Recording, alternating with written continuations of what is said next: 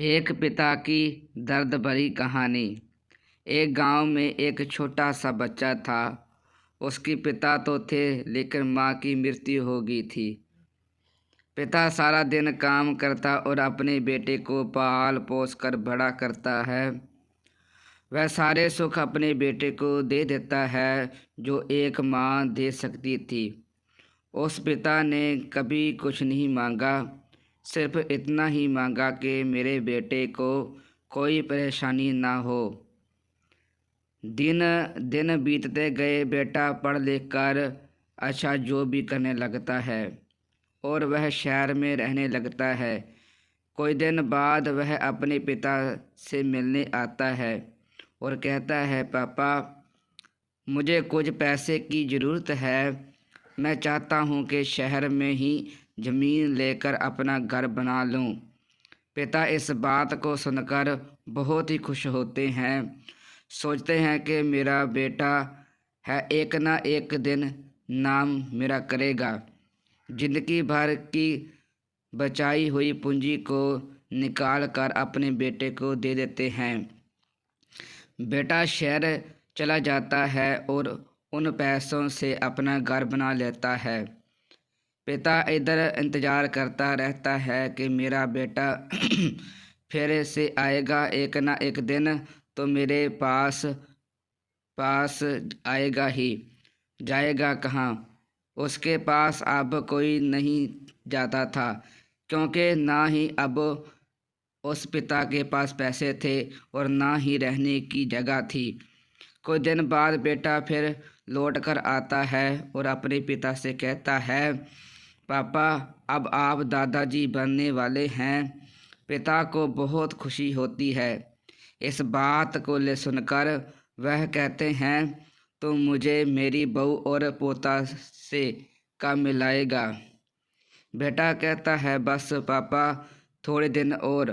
पापा, मुझे कुछ पैसे की ज़रूरत है, क्योंकि आजकल थोड़ा जॉब में खींच बीच हो रही है, जिसके कारण से मुझे कुछ दिन के लिए सस्पेंड कर दिया गया है। पिता के पास कुछ नहीं रहता है देने के लिए, लेकिन फिर भी कहता है, अच्छा बेटा तुम रुक, मैं अभी आया। कुछ पैसों का बंदोबस्त करता हूँ।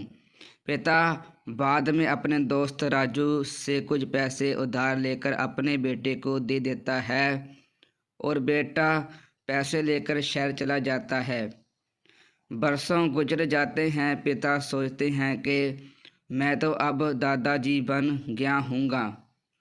मेरा बेटा पता नहीं मेरे नाती को लेकर कब आएगा। फिर सोचने लगते हैं समय नहीं मिलता होगा, इसलिए मेरा बेटा अभी तक आया नहीं, वरना आया जरूर होता।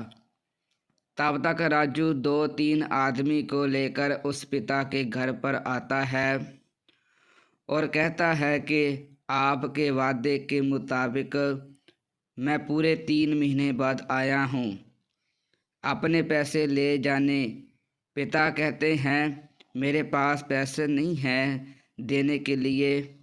राजू कहता है, जब पैसे देने नहीं थे तो आपने मुझसे उधार क्यों लिए?